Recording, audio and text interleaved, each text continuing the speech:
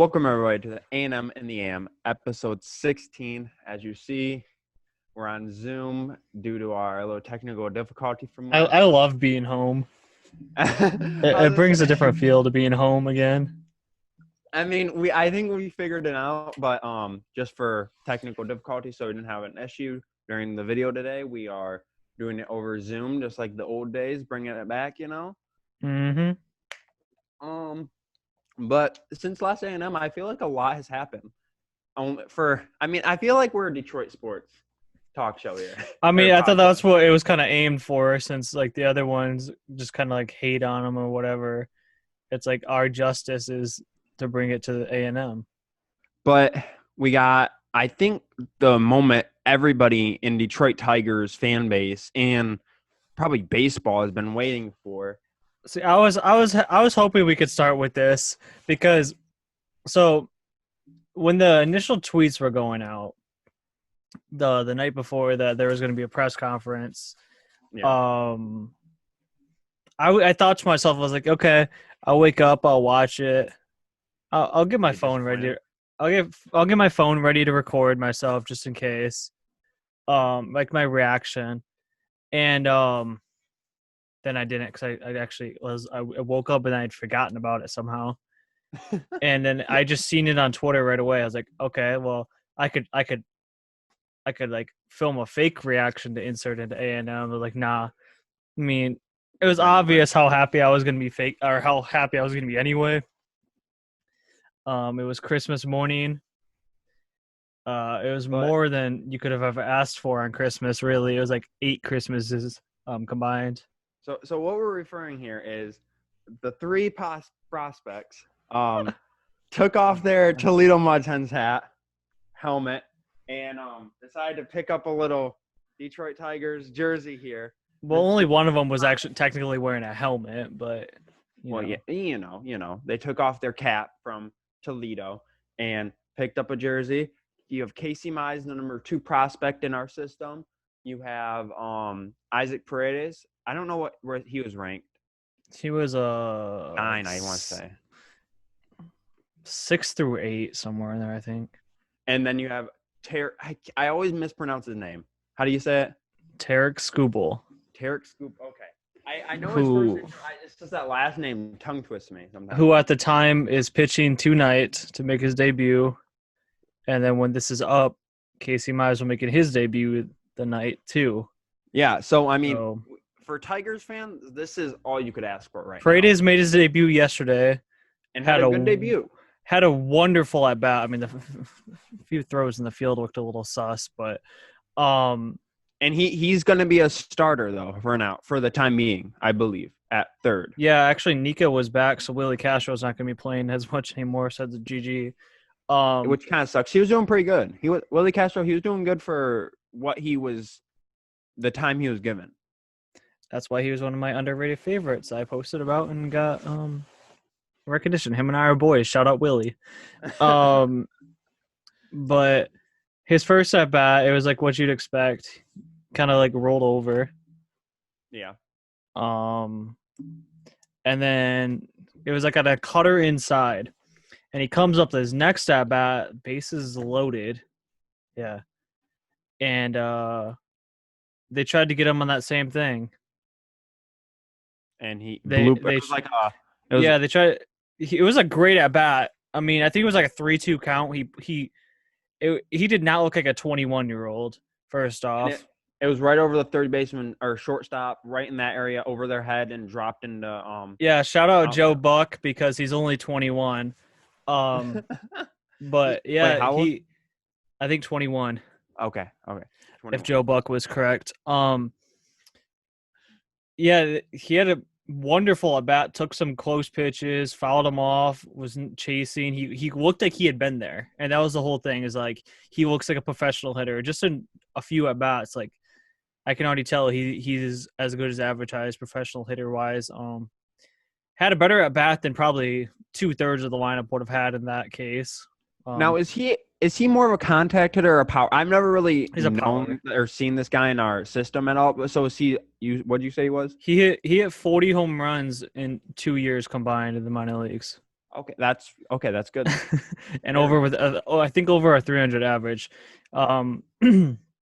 He was one of the top players in the Eastern League, which is what which the Tiger system are in. But yeah, his last at bat, he got that same cutter, or not his last one, but his second one, he got that same cutter inside. Didn't roll over on it that time. Well, he didn't really roll over on the first time. Really just jammed him the first time. The second time, pulled his hands in perfectly, like he had been waiting for it. He knew it was coming. Pulled his hands in, just looped it in for a 2-run single. So I was really impressed by it. Basically, the youth movement is in Detroit now. Yeah, I mean, Paredes was their best hitter in their farm system too, so it makes sense. Over Riley Green, Paredes was actually the better one so far. Yeah. So the youth movement, not only in Detroit, you're starting to see it around the whole league. And we actually had the first 2000s baby, first person to be born in 2000, hit a home run last night for Washington, correct? Yeah, I think his name's Luis Garcia.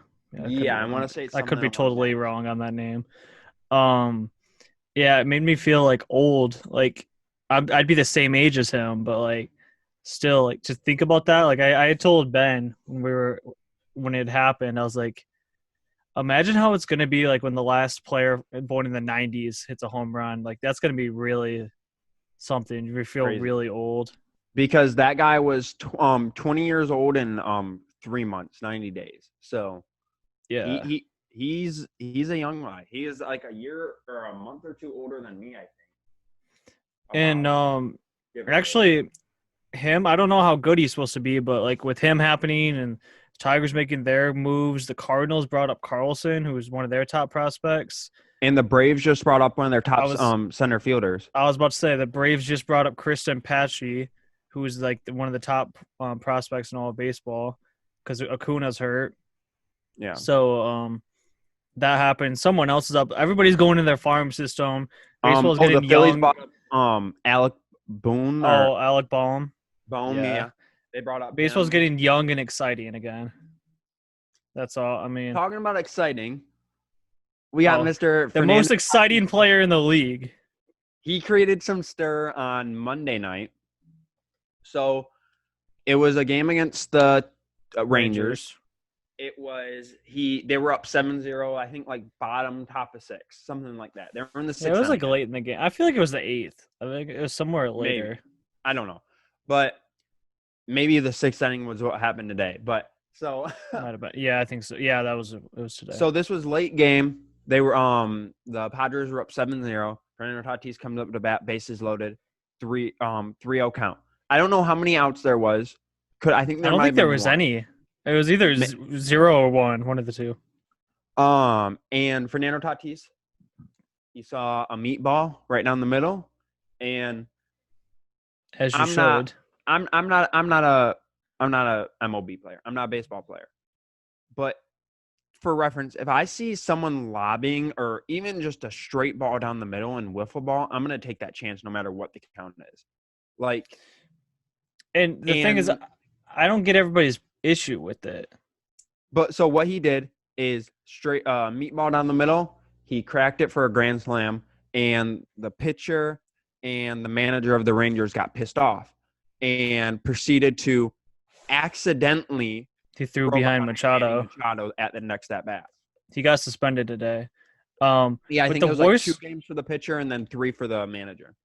Yeah, the worst part about it is that I can't think of his name, the Padres manager, but he forced Tatis to come out and apologize for it last night.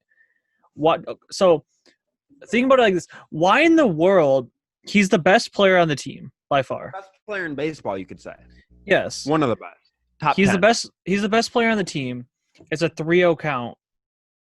And if a guy's struggling to throw strikes, I don't know. I wasn't watching the inning, but if he's struggling to throw strikes, your best player on the team is going to swing 3-0 if he gets one. Like, that's just a thing. Like, you don't want to keep walking. You'll take a walk for 1 run, but you could also get yourself out on a crappy pitch. So why not swing at the fastball down the middle? You know you're going to get.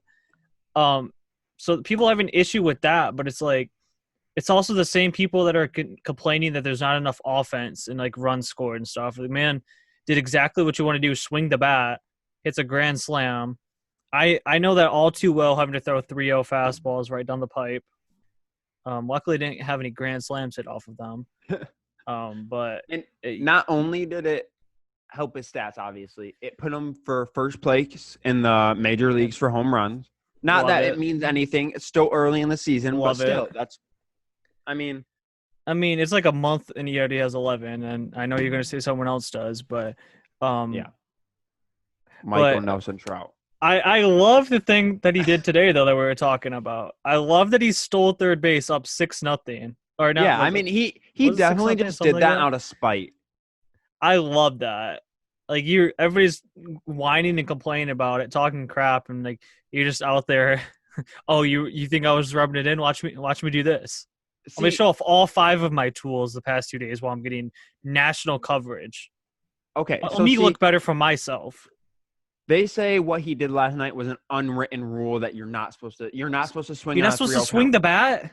No, and so a lot of MLB players and just athletes in general responded with, "What are you talking about?" Anybody, even like I know you hate him, but Trevor Bauer even came out and was like, "Me as a pitcher, like I know the guy's gonna swing at that. If I'm throwing a fastball right down the middle, you swing at that no matter." Because he's the best hitter, yeah, on the team, and he knows what pitch is coming.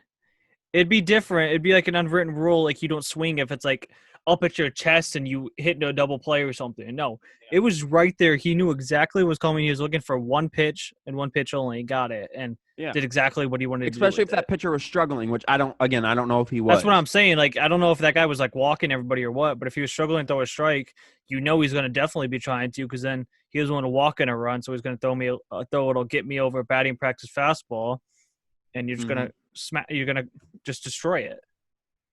Yeah, I don't get why everyone's up in arms about it, but I don't think there was anything wrong with it. So I don't know. There isn't. It is what it is. Honestly, it is what it is. So, oh my. But yeah, he's probably the hottest player in baseball right now, Fernando Tatis. And as he should be. He could. I mean, there's what if he was still in the White Sox right now? That would be a deadly team. That's what I said last night. I am so happy the White Sox traded him, because they would have him, Eloy, Robert, Moncada, Cease, Giolito, Anderson. Yeah, Tim Anderson, Jose Abreu, Nick Madrigal, for what it's worth. He's hurt right now, but he did get brought up with them. And their other pitcher, Cease, Giolito, and Kopech. Yeah. That would be absolutely nasty. I would be petitioning for the Tigers to leave the AL Central. Because, I mean, what would they move Tim Anderson to second? Probably, since his defense isn't that good. Yeah, and then Tatis at short, Moncada, Abreu. I mean, Moncada originally started off at second base for them. So maybe keep him there and then move Tim Anderson to third with. No, I'd put Tim Anderson at second base, because Moncada does play third base now, but when he was originally traded, he was a second baseman. They just moved him over. Yeah. So I mean, that would be a deadly team if Tatis was still there. Probably one of the worst trades in recent history. They wouldn't have much of a bullpen, but they're all outside of it. They'd be amazing. Yeah. That White Sox team, as sad as it is, say they're scary. They're scary. That's why I said I truthfully think they'll win the Central this year. I think in the next couple of years, because with how Luis Robert has been playing, I could see them World Series in the next couple of years. I could see them making an improbable. They got to get a better pitching staff, but I mean, like I said, their top pitchers are all young. I mean, I could see them making like a, what was it, 2006 type run when they won it all? 2005? 2005. Yeah. I could see them making like that type of run. They're underdogs the whole way. No one believed in them. That's why I had them over the Twins, because while their pitching is a little shaky and like young, I still think they have a better pitching staff than the Twins. And I mean, what's his name? Cease, right? Who starts tonight, yeah. Yeah, he's quietly starting to become their ace. He has because I don't know if Giolito pitches the last game of the series against the Tigers. So yeah, he pitches Turnbull, him and Turnbull against each other. Yeah, I mean, I think they're aiming for it to be Kopech, but I mean, I'm sure they'll take any of them to be it, really. Which I mean, That White Sox team is slowly becoming one of the better teams in the league, even though they're staying at like a 11-10 record right now. Not to mention they have Yasmani Grandal too, who just signed there. Oh yeah, I forgot about him. And I had told Ben, I was like, the scary thing is like they have all these young guys right now, and they still have money they can spend this offseason. They can go out and make a big splash for like a second baseman or a right fielder. Who's their second baseman right now? Right now it's Danny Mendick, Okay. who has been quietly torching the Tigers every now and then. He wasn't supposed to be that good, and I think his few games, it's like 5 games against the Tigers this year. He has 2 home runs and a few triples. So, I mean, and you have that deadly outfield. Luis Robert is going to be a star in the league. I can already tell. Man's 6'3", 190 pounds, can steal, can hit. He hit a moonshot last night. It was one of the ones that Ronnie Garcia just let it go and just knew it was going 480 feet. Like, it was bad.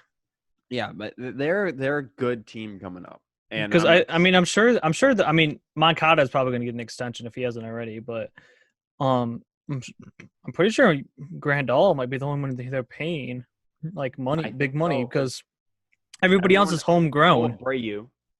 Well, yeah, he just signed, but his is kind of small. He said he wanted to sign small, so that way he could for sure stay there for 1, and 2, he knew that they could bring somebody else in there. So he's like, I don't need as much money. He took a cut this offseason. They've worked their farm system amazingly. Yeah, it's all home talent.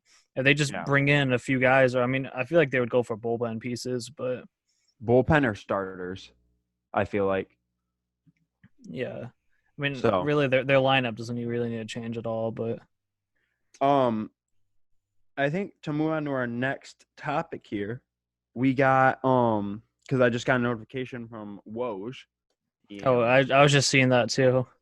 He was notifying me about the mock draft, or just a mock draft that ESPN had put out. So Thursday is the NBA lottery, where we could see the Pistons move anywhere from the 1st pick to the 5th pick, and it could be a complete culture change for all these people. Go ahead. ESPN actually just tweeted what Woj retweeted and said, right now it's looking like Warriors, Cavs, Timberwolves, Hawks, Pistons, top 5. Yeah, that's just the mock draft of what they said it could be. They're letting LaMelo fall to the Timberwolves. That's not happening. It says Thursday NBA draft lottery could really shake things up, but these are the most likely outcomes. Those are by percentage. I think the first 3 people get like a 25% chance at it. I don't know how that works. I think it's something like that. Yeah. Yeah, they all get the same percentage, and then 4 and 5 get like close to that, but nothing really that close, and then goes down from there. Please just let the Pistons get 3 or 4, not 5. Also, this doesn't even have a Cole Anthony in the top 10. Yeah, no, they said he's dropping out top 10 due to his injury this year. In a perfect world, just set it up. Let the Pistons get the 3rd. If the Cavs don't take LaMelo, let the Pistons get LaMelo, and then they're trading for Lonzo. They're set for the future. Big baller brand, Detroit takeover on the map. We're ready to go. So yes, Lonzo is in trade rumors right now with the They're saying if he does get moved, it's the most likely. So you could say a culture change down there in New Orleans. They just fired Alvin Gentry after 5 years and a poor performance in the bubble, which I heard wasn't even his fault. Because I heard the front office was not allowing him to do things he wanted to do. So it maybe a front office issue there in David Griffin. So yeah, it's always been David Griffin wherever he goes. Yeah. But who do you think the Pistons would trade for Lonzo? Like, see, that's what I was talking about last night. But first I want to say, why would the Pelicans trade him when they've been marketing this whole thing like Lonzo throwing lobs to Zion for years to come and like stuff. I mean, I get that he did it real bad in the bubble, but if the Pistons were offered him, take him. Exactly. I would think they'd want another traditional point guard, so I would say D Rose start off. I think D Rose Kennard. a future first. Maybe, but I don't. You have to throw it. They're going to want a first. Yeah, but I mean, they believe in Kennard too much where they would do that. So I would say. I mean, when D-Book was on the table, Kennard was a big part of that. Yeah, I mean, I would say that they would only do that. They'd only give away Kennard if they get the top 3 pick and can get LaMelo. So you think they trade for a top 3 pick and then. I mean, I don't know who's still going to be under contract besides like Kennard, D Rose, and Blake. Christian Wood. I think he's a free agent. Yeah, but they're signing him back, I think. If he stays. If he wants to be the center next to Blake Griffin, he might get some cash. No, I think they're willing to give him because they want him to be they want him to be part of their future, which I think he should be. He's a good center point or center power forward. If you can move up, I think they trade Blake. I think I do too, but I don't think someone's going to trade a top 3 pick for Blake. I think they trade top 3 pick for Blake and Kennard, though. Maybe, but I was going to say, yeah, Kennard. What I've been saying would make the most sense to me would be Kennard and like a pick or something to the Timberwolves if they get the top 3. Because realistically, the Timberwolves don't need another guard. But they'd be getting Kennard as a guard, but still. They got Culver, but he's not even that good right now. Culver, D'Lo, Okogie, and someone else. Oh, didn't they get Beasley in that trade for the Nuggets? Or they got they got him, and he was starting to do really good for them. Yeah, they have guard central, so I think, not like Blake would fit in very much there either, but no, but you know what? Forward? They traded Covington. That actually, not like it's gonna happen, but been rumored. They get Kennard. Kennard helps them get Booker. They play the long game. I don't think the Suns, especially what he just did. I don't think the Suns, after his performance, they're going to give him up. I think they're going to build around, and they have a strong team. That shows you got to build around him. He just almost carried you to the playoffs finally. Yeah, they have a good team there with who they were playing, like their lineup wise. They had a good team, and I think if they add a couple that was only Monty Williams' first year. Mm-hmm. So, I think if they I think they finally found their right coach. Monty Williams, great coach. He's always been a good coach. He was good in New Orleans when he was there. He was a good assistant coach in OKC. Great coach. And I think if you add, what did we said if they added Cassius Winston and like a center. Yeah, we were saying Cassius on that video.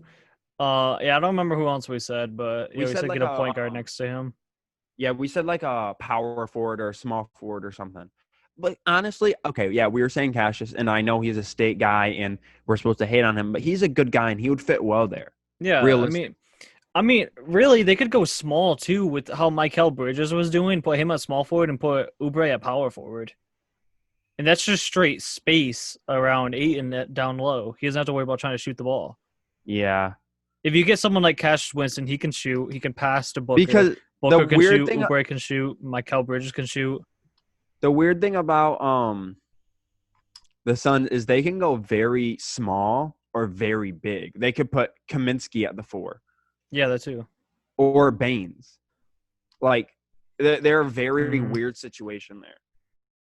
And you could go big. You could put Booker at the 1, Bridges at the 2, Oubre at the 3, Baines or Kaminsky at the 4, and then Ayton at the 5. See, that's what I was going to say with those top 3 too, but I don't think they want to put Booker back at point guard because he already played there 1 year, and like he didn't necessarily he did not do much. Good. Like they did horrible that year. That was when they got Ayton. He didn't do very good, and he didn't really like it.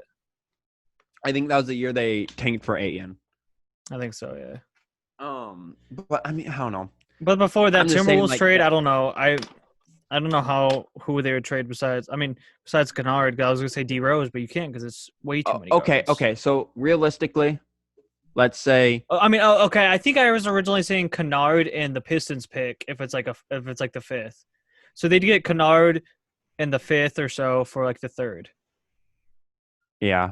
So that way they can move down. They can get like a big guy or a small forward or whatever, or they could even trade it. Okay, so let's say realistically, after the draft, Rose, Kennard, and Griffin are gone. Let's just say hypothetically. So then we have, let's say LaMelo was involved in a trade, and we got LaMelo, we picked him up, and then we picked up Lonzo. We traded for him. So we have those at the 1-2, and then we have Sekou at the 3. We have Christian Wood at the 4. Who is our 5 there? Henson. I don't think he's on the team anymore. Someone that you sign in free agency, because then really, if you're looking at it like that, they have all the money in the world to spend if Blake's off the contract or if Blake's off the books. So. And you have D Rose's $10 million Tony Snell's gone. No, he's not gone yet. We still have him. Oh, I thought he was a free agent this year. No, unfortunately, we still have him. I mean, but then he'd be the only one getting paid, so yeah, you can really just go out and get anybody. You would have to make a big splash. Honestly. It's kind of like a meme, but like a quiet guy. I mean, I don't know. I don't remember who all the top ones are, but like a little quiet one you can go out and get is Seti Osman to put at small forward. I mean, honestly, play you a little defense next to Lonzo and shoot the ball. I'm not saying I don't like that because I know this is weird, but in 2K, that's what I would always go for. He develops well. Yeah, that's what I'm saying. Yeah. Obviously, it's 2K, but he develops well. If you put him in the right system around the right guys, he could flourish. He'll play the defense. He'll play defense and then you could move Doumbia to the 4, Christian Wood to the 5. It works better like that, especially if you're going against Giannis all the time. Hold on, I'm seeing here who the top centers are. I think Oubre is a free agent too, but I'm sure he'll get cash. Whiteside, bring back Aaron Baines. Yeah. I saw some people saying that. Gasol, I forgot Whiteside. Thompson, Montrezl Harrell, Ibaka. I can see Tristan Thompson. He want to be starting again unless he wants to sit behind Drummond, and stay. But obviously Drummond is a starter. They were saying Tristan Thompson wants to go to a contender though. So, and then Enes Kanter, Dwight Howard, DeMarcus Cousins, Robin Lopez, Frank Kaminsky, Willie Cauley-Stein, Mason Plumlee. Those are top guys right there. I mean, go out and get Cousins then. He's going to be asking for a lot of money though, probably. I mean, you could get a guy like Aaron Baines or maybe Hassan Whiteside. Whiteside's going to want a lot of money though too, so you just got to toss him money. I don't know. I feel like he could do another prove contract, like prove it to yourself, like 1 year. I think the way he was with Miami, he's proved it enough to himself right now, especially if they can put up a game or two on the Lakers, then he's going to definitely be all about it. I feel like recently in NBA and in all sports, you have a lot of guys doing 1 year prove yourself type contracts. I think it's also they're doing 1 year just because they want to control where they're going to be. True. They want it to be in their hands. It's not really necessarily proving it to anybody. Like they're going to get their money either way.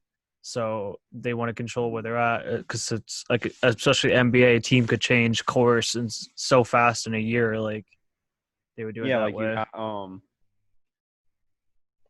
The Warriors go from 4 straight championships to the first pick. So and then you have the Suns or the Thunder or like the Thunder, like they 0 point. They'll make a splash too. Oh, they definitely will. Someone will want to go there. So small forwards though, Brandon Ingram, they got to sign him. I didn't even think. Yeah, the Pelicans do. They'll offer him a super or max probably. Gordon Hayward, because someone else will. Derrick Jones Jr., 23 years old. Yeah, I've always liked that too. I've liked that thought. I've done that in 2K also. He's the third. Yahoo's rating him the third best small forward in this class. Is Oubre a free agent or is he next year? I don't know. I'm getting through the list here. We have Otto Porter, Jay Crowder. Okay, now it's getting bad. We have Torrey Craig. So Seti must Maurice not be. Harkless, Josh Jackson. Actually, not another bad guy. I know he's 23 years old though. 23, good defensive guy. Bring him in. But do you want that around LaMelo already? I don't know. And then you got Glenn Robinson at 9. Oh, right here. Bring Kent to D-Town. Kent Bazemore. We need him. him. I'm assuming Kelly Oubre and Seti aren't. One of them is. I'm pretty sure. Because I remember it said 2K. But I mean, Derrick Jones isn't a bad fit either. Because no, honestly, he isn't. if you're able to get Lonzo and LaMelo, they're shooting, and you just let Derek Jones crash the boards, you let Lonzo and LaMelo throw him lobs. Like, I mean, you talk about Lonzo to Zion lobs, Lonzo to Lonzo to Derek Jones Jr. Derek lob. Jones and Christian Wood. That would be deadly. And I'm just looking at power forwards here real fast. Anthony Davis, obviously. Dare I say it, but Lob City. Bertan. Oh, Harrell, yeah, Davis Bertans out there. Jeremy Grant, Derek Favors, Marquise Morris, Paul Millsap, Ibaka. I mean, I don't think it's a stretch to say, like, if they're able to get LaMelo and Lonzo and they have money, I don't think it's like a stretch to say that somebody might want to come. Low key, not a flashy guy, ended up with the Knicks. Bobby Portis. Throw him at that 4-5. I mean, but he had a real good year when the Bulls traded him to the Knicks, but I don't think he did anything after that. No, they didn't trade him. He left in free agency because Knicks wanted to pay him more. I swear they traded him a few years ago. They may have. Or Chris Boucher, or however you say that. Oh, gosh. Nobody wants Chris Boucher. Jabari Parker fell off even worse than Bobby Portis. I don't even know what Jabari Parker is nowadays. He's with the Kings. Oh, really? He's still with them? Wow. Yeah. He got traded there. Remember he was on the Hawks and then he got traded there. Oh, I forgot he was on the Hawks too at one point. Yeah, because he was on the Bulls at one point. I forget where that man moves all the time. He's getting passed around as if he's on a street corner. So I think you just stay away from Jabari Parker at all costs. I mean, but obviously you don't live off of what he used to be. Yeah, a lot could happen with that. With the lottery being on Thursday, a lot's talks there. Now tonight we have probably the game that everyone's been talking about: Lakers versus Portland. Just because of it's apparently everyone thinks Portland's going to upset the Lakers and beat them in this series. Personally, I think one or two games they're going to take, but not take the series. We talked about it on the Other Buds podcast. I think they get one. Actually, that wasn't a good idea to turn that on. I was going to see the score, but I forgot they don't want to be muted anymore. I was just going to say because how the Raptors won theirs, right? Yeah. And the Nuggets won theirs. Yeah. I don't remember who else played. I think it was two Eastern conferences. But those were on the first day, and then today, the upset of the Magic, and I don't even know where that came from. The Heat. Did the Heat beat? I think the Heat beat the Pacers. Yeah, they did. I'll pull up the score. Last I saw, they were up by 10 with a minute left, so I hope they beat them. And that's what I was just about to check the Thunder and Rockets score. ESPN's moving kind of slow here tonight. Okay, we got Magic beat Bucks 122-110. Heat beat Pacers 113-101, and Thunder are beating Rockets 37-20. 9 minutes left in the second. Love it. And who do we got here? Things you really like to see. Actually, James Harden only has 8. Perfect. He hasn't gotten to the free throw line yet. He hasn't gotten to the line. I don't think he has actually. It makes sense. That's why. But Adams is going off for the Thunder as we expected with no center. Finally somebody figured it out. Another underrated player in this bubble that he hasn't been talked about a lot. I've low-key, and I think you said something about it yesterday when we were talking about cards, but no one really mentioned him. Darius Bazley. I've been talking about in the past few days about cards, yeah. Yeah. And everybody just giggles. So.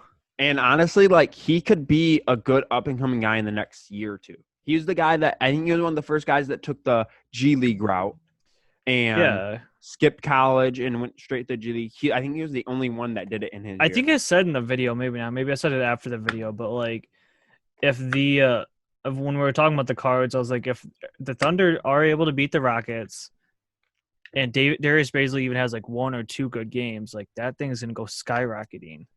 I don't think we really have talked about the cards much on because the podcast. he was making some noise before it, but like now if he has a good series, like watch out. No, I don't think we've talked about. I don't think they really know what you're referencing. We haven't talked about the cards much, no. so we're starting to really get into sports cards, especially baseball and basketball. They're on the upcome. They have been since like February, but now it's starting to get real hot with the baseball season being back and people doing good. So cards are going up and down. But I mean, it's a real hot market right now that I think I'm just starting to get into it.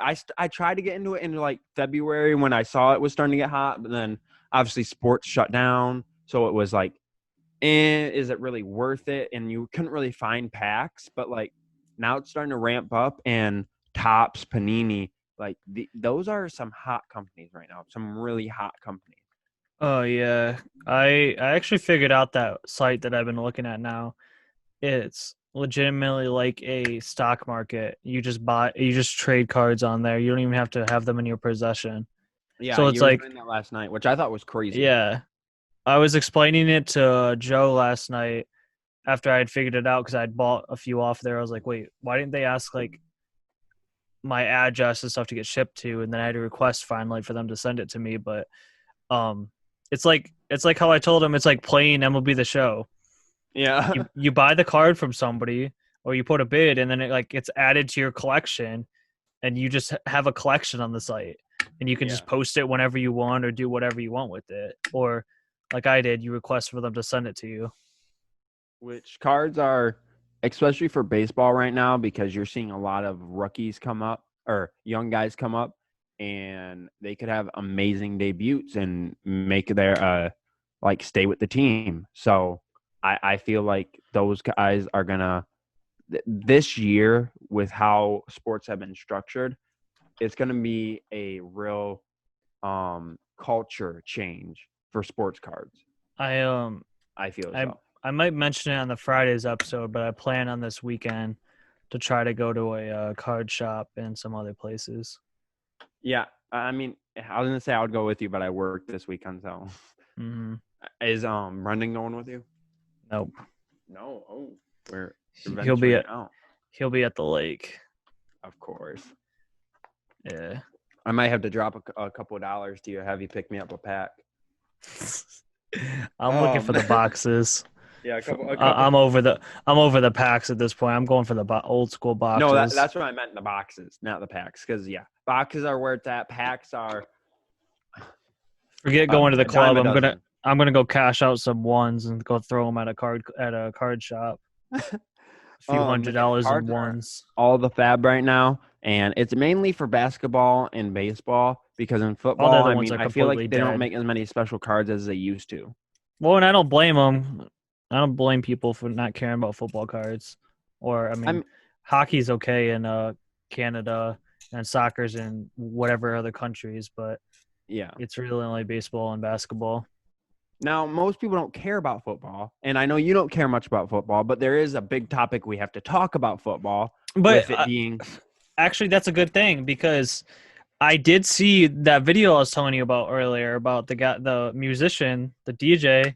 He said he was in talks with like professional teams that they plan on opening like baseball. They want to open some baseball parks up towards the end of this month to a few thousand.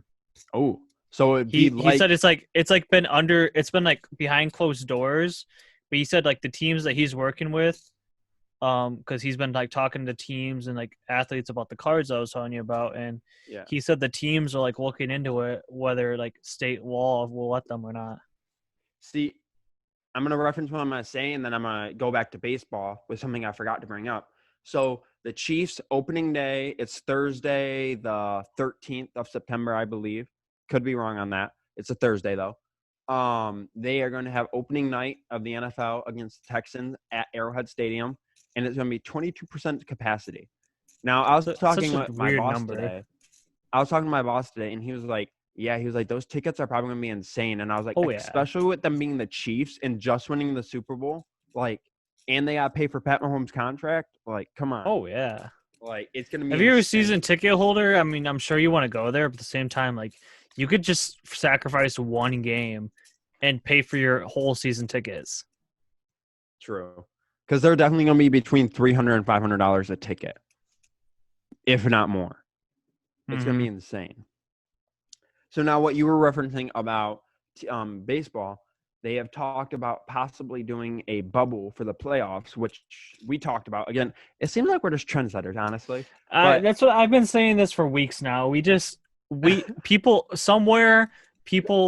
see us in the big outlets and just take the ideas. I mean, not like we thought of the idea because we had seen Jeff Passan or somebody talking about it, but I mean, but there's all these things that say per sources. And I feel like we're the sources, but they're not adding us. Soon they're going to start saying per A&M and the AM. So, I mean, it's only a matter of time. They need to start adding us. I really feel hurt that they're not. I'm going to start like claiming their content as ours. You might need to. But so they've looked into a bubble. The top 2 candidates right now, bubble cities, would be Texas. I forget what city they said in Texas. I think Arlington, and then San Diego, which are 2 interesting teams, honestly. Like, they want Arlington because the Rangers' new park, because they're dome, yeah. And then I don't know why San Diego. They haven't. If you're doing it at San Diego, you'll have the LA ones and stuff around there too. True. And then the other cities they've looked into are New York, because you got those couple stadiums there, and then they said Arizona too. They said Chicago and Milwaukee because they're right there by each other. Because you got 3 stadiums right there, and then New York has 2, right? Mm-hmm. 2, yeah, and but people were all bent out of shape about that. Why would you play in New York? It's winter time. The players cannot play in that type of weather. That's too much stress on them. Like, come on. Oh my! Imagine Joe Buck complaining about the cold. No, I was literally reading. He used to do. I was reading through the Twitter response, and I was like, really? You're crying about it being cold? This is what athletes are built for tough situations. That's what Joe Buck used to do, though. When the Tigers were in the World Series, he would like, on this cold, breezy night in Detroit, it's 65, and I'm shivering. Like, okay, Joe, go back to LA. That's perfect weather. No, but they're like the players shouldn't have to be forced to play in Chicago and Milwaukee, and then someone was like, Milwaukee has a dome, and they're like, but still, Milwaukee just is not the right type of city for this. And I was like, shut up. Chicago also has both parks. Come on. They also have both parks there too, so I mean, if they want to centralize it, both Chicago's, and then if you said Milwaukee at the same time, like. Exactly. 3 stadiums right there. Or parks. I mean, really, if you're doing that, you could go straight up the middle of the country, and you'll have the Minnesota right there too. True.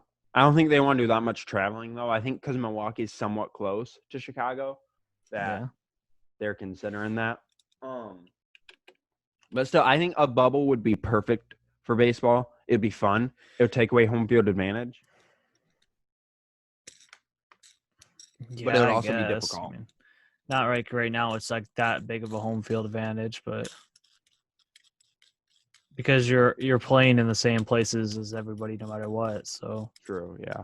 But I did see that they are contacting hotels around the areas of those places and seeing what it would be to do that. And the NBA has also contacted Indianapolis and has canceled their hotel plans for the All-Star game. So, no, we're all over the place right now. But All-Star game in Indianapolis is, as right now, postponed. So that's the thing, though. I don't know how they do hotels for MLB because there's so many more players than there are for NBA. They would take up tons of hotels. Like, I mean, not even just in one city. They take up almost like a quarter of a state, probably. Okay, so 16 teams, right? Mm-hmm. Times, let's say they're allowed to bring and their playoff rosters are 28, I think. Times 28. But that's 448 hotel rooms. That's without coaches and staff. So let's add, I was gonna say like 35 more. Or something like that. So 948 hotel rooms. Yeah, roughly, good luck with that one. But at the same time, I feel like it's not going to be like the NBA where they'd be complaining that it's not 5-star hotels. But I mean, same time, I feel like there would be a few that would complain and they get blown out of proportion. Yeah, probably. It would be like Yeah, your it'd it be would this be whole your big lower thing. tier guys, if anything. So but yeah, I don't think we have much else to say. Other Nope. than I think, I say this every time. I think I really hope so, but I think we're recording the gaming video tonight. See, now that you said it, you just cursed it. Probably. You should have just not said it. I had another thing that I had to say. Just go ahead and say it. I'm surprised I didn't get grilled about it on Monday. But some unfortunate things happened. My Great Wall of China broke. Made it to not 64, but 66. Yes. So good luck making it to. I'm not saying 67 this time. We're going 68 because that's guaranteed to take 2 months to get 68. Shout out to the 3 possible females it could have been. Don't know. It's not public in the email. But I mean, if it was, then cool. We got that Sources percentage. drop, though. We got that percentage. Sources could also be untrue. They could be using our ESPN sources. I mean, percentages going up in audience, so that's good. But yeah, I mean, 67 is going to be tough, but 68 is the big Great Wall. I mean, every single time you doubt, I think it's an ongoing thing in our videos. Every time you doubt, the next day or so we go up. Because I doubt that it happens. Like, it's just the way it goes. It's mathematically not gonna happen. The day when we hit 66, I said it in the chat. You said that's Photoshop. It was. I mean, I didn't believe it. You sent the screenshot, and it definitely was photoshopped at the time. And then I looked. It must have made some fake accounts to fill it because I doubt that audience would have subscribed to us. No, but yeah. Thank you for 66. It's been maybe if we're lucky, 70 by the end of the year. Yeah, maybe by the end of the month. Who knows? Whoa. At the rate we're going. Whoa. It took 2 months to get 3. I think we've gotten 6 alone in August. So it took 2 months to get 3. It seems like so. It's a little too much dip on your chip there. Okay, but thank you guys for watching, and yeah, so we'll be back Friday for another Buds podcast. I think we're gonna have a double upload from Nick and Joe's film room due to their technical difficulties. It seems like we've been having a lot lately, but it happens here. The show goes on. Yeah, we'll have 2 uploads from them this week. I know they're doing their regular Saturday upload. They might do a Sunday. I don't know what other day they're doing. I would assume it's just going to be longer on Saturday. No, they said they were doing 2 uploads. Why not just make it into 1? I don't know. But they're doing 2 uploads there. And then Monday we're back with the Buds. And then next Monday we're back with A&M. So thank you guys for watching. Subscribe if you like what we're posting. If you already subscribed, drop a like, and see you guys next time. Yo, shout out Andrew and MORT, bro.